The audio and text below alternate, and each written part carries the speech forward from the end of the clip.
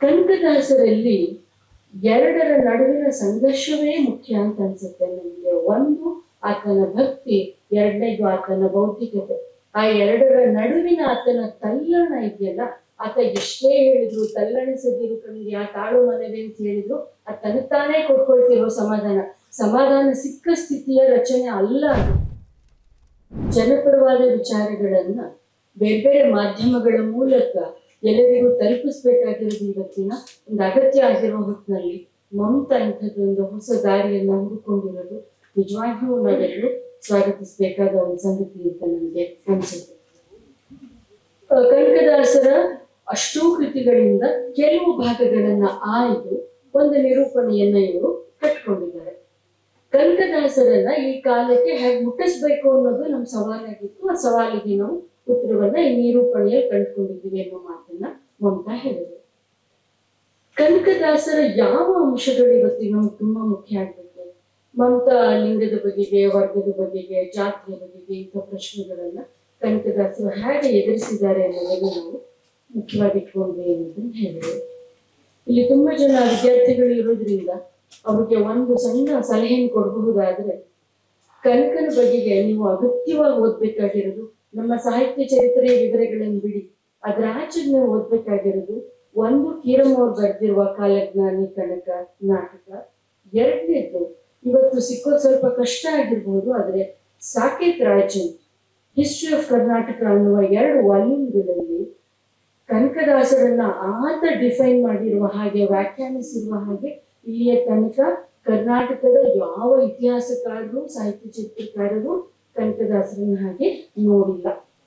ನನಗೆ ಇವರೆಲ್ಲ ನಿರೂಪಣೆಗಳನ್ನ ನೋಡುವಾಗ ತುಂಬಾ ಖುಷಿಯಾಗಿದೆ. ಏನು ಅಂತಂದ್ರೆ, ಒಂದು ಅವರೆಲ್ಲರೂ ಅದನ್ನ ಮನಸ್ಸಿಂದ ಹೇಳ್ತಾ ಇದ್ರು ಅನ್ನೋದು. ಅಂದ್ರೆ ಅದನ್ನು ಕೇವಲ ಒಂದು ಪ್ರಸ್ತುತಿ ಎನ್ನುವ ಕಾರಣಕ್ಕೆ ಅವರದನ್ನ ಅದನ್ನು ಓದ್ತಾ ಇದ್ರು ಅಂತಲ್ಲ, ಅವರೆಲ್ಲರಿಗೂ ಒಳಗೆ ಅದು ಇಳಿದಿದೆ ಅನ್ನೋದು ನಮ್ಮ ಅನುಭವಕ್ಕೆ ಬರ್ತಾ ಇತ್ತು. ಅದು ಬಹಳ ಮುಖ್ಯವಾಗಿದ್ದು ಅನ್ಸುತ್ತೆ. ಬಹುಶಃ ಮಮತಾನ ಕಾವ್ಯ ಸಂಜೆ ಬಹಳ ದೊಡ್ಡ ಯಶಸ್ಸು ಇಲ್ಲಿದೆ ಅಂತ ಕಾಣುತ್ತೆ. ಅಂದ್ರೆ ಕಾವ್ಯವನ್ನ ಅನುಭವಿಸೋದಿದೆಯಲ್ಲ, ಅದು ಬಹಳ ಮುಖ್ಯವಾದ ಸಂಗತಿ ಅನ್ಸುತ್ತೆ.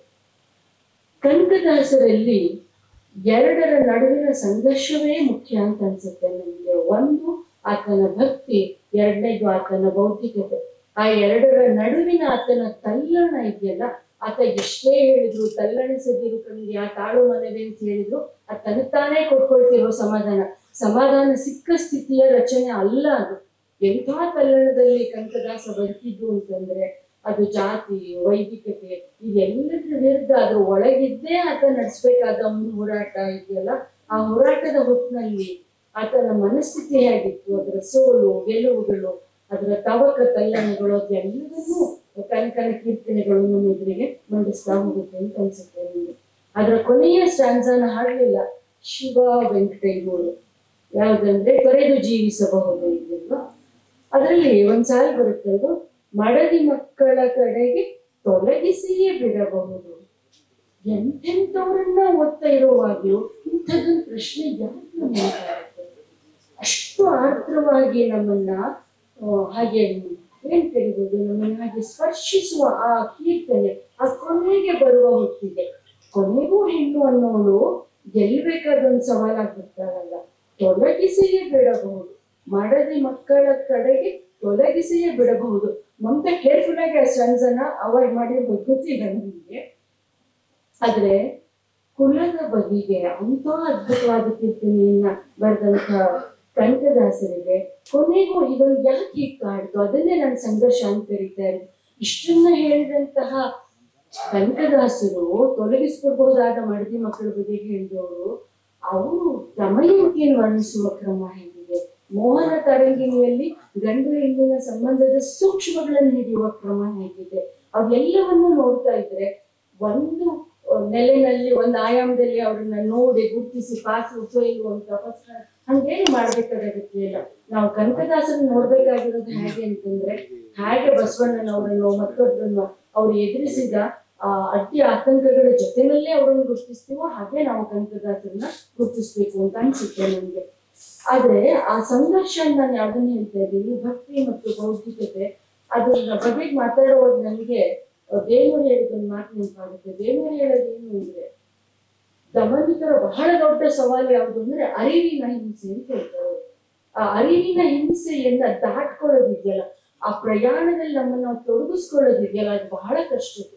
ಯಾಕೆಂದ್ರೆ ಅರಿವಿನ ಹಿಂಸೆ ಹೋಗುತ್ತಾ ಕೊಯ್ಯುವುದು, ಬರುತ್ತಾ ಕೊಯ್ಯುವುದು ಅನ್ನೋ ತರದ್ದು.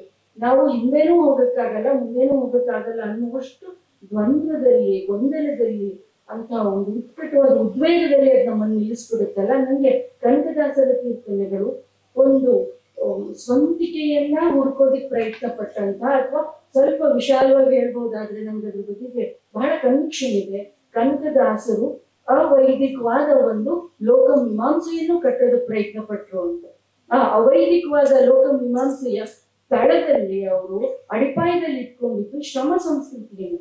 ಆ ಶ್ರಮ ಸಂಸ್ಕೃತಿಯನ್ನು ಇಟ್ಕೊಂಡಿದ್ರಿಂದಲೇ ಅವ್ರಿಗೆ ರಾಮಧಾನ್ಯ ಚರಿತೆಯನ್ನ ಬರೆಯಕ್ಕಾಗಿತ್ತಲ್ವಾ.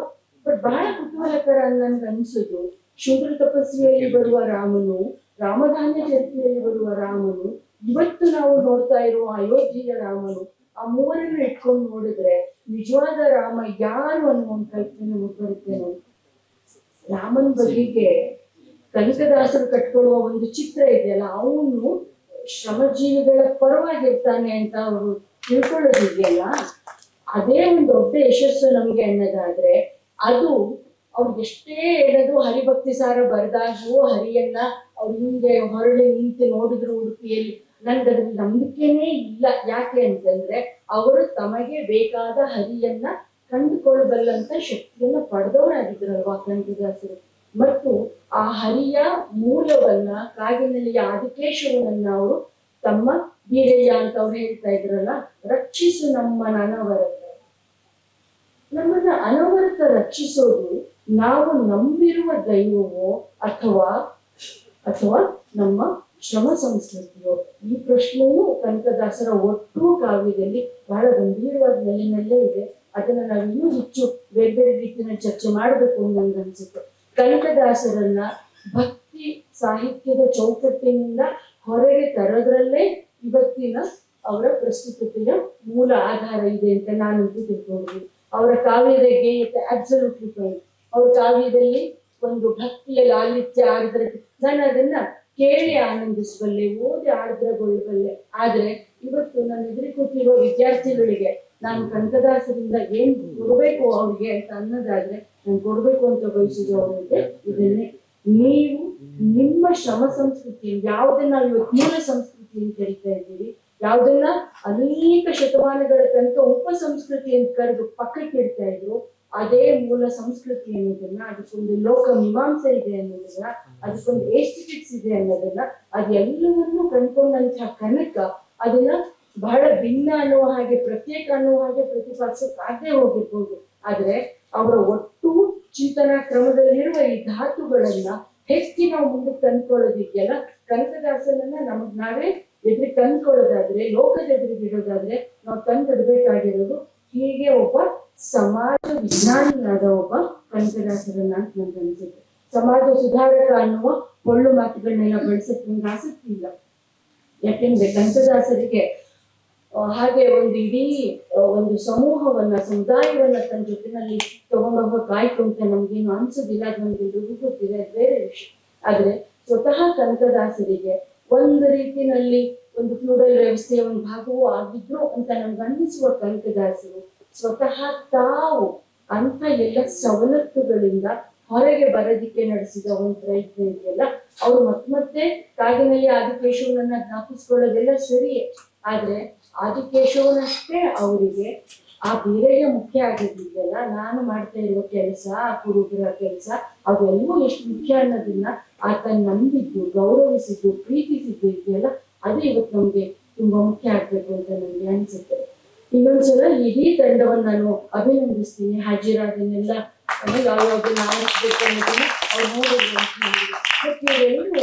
ಒಂದು ಟೀಮ್ ಆಗಿ ನಿರ್ವಹಿಸಿದ ಕ್ರಮ ಇದೆಯಲ್ಲ, ದಟ್ ಈಸ್ ವಂಡರ್ಫುಲ್. ಅಂದ್ರೆ ಒಂದು ಕಣ್ಣ ಸನ್ನೆಯಲ್ಲಿ ಮುಂದಕ್ಕೆ ಯಾರು ಏನ್ ಮಾಡ್ಬೇಕು, ಏನ್ ಬದಲಾವಣೆ ಆಗ್ಬೇಕು ಅದೆಲ್ಲ ನೋಡ್ಕೊಂಡಿದ್ದಿದೆಯಲ್ಲ, ಅದು ಒಂದು ಸಾವಯವ ಒಂದು ಕುಟುಂಬದ ಒಂದು ಲಕ್ಷಣ ಅನ್ನೋದಾದ್ರೆ ಈ ಇಡೀ ಕಾವ್ಯ ಸಮುಚ್ಚಯ ಅಂತ ಒಂದು ಕರುಳ ಬಳ್ಳಿಯ ಒಂದು ಕುಟುಂಬ ಅಂತ ನನ್ಗೆ ಅನ್ಸುತ್ತೆ. ಅಂಥ ಒಂದು ಕುಟುಂಬದ ಮೂಲಕ ಕನಕದಾಸರನ್ನ ಇವತ್ತು ನಮಗೆ ತುಂಬಾ ಪ್ರಭಾವಶಾಲಿಯಾಗಿ ಕಟ್ಕೊಟ್ಟಂತ ಮಮತಾಗೆ, ಹಜರಾ ಖಾನ್ಗೆ, ಶಿವವೆಂಕಯ್ಯನವ್ರಿಗೆ, ಚಾಂದ್ ಪಾಷಾಗೆ, ಸಿದ್ಧಾರ್ಥನ್ಗೆ ಎಲ್ಲರಿಗೂ ನಾನು ಪ್ರೀತಿಯಿಂದ ಅಭಿನಂದನೆಗಳನ್ನ ಸಲ್ಲಿಸ್ತೇನೆ.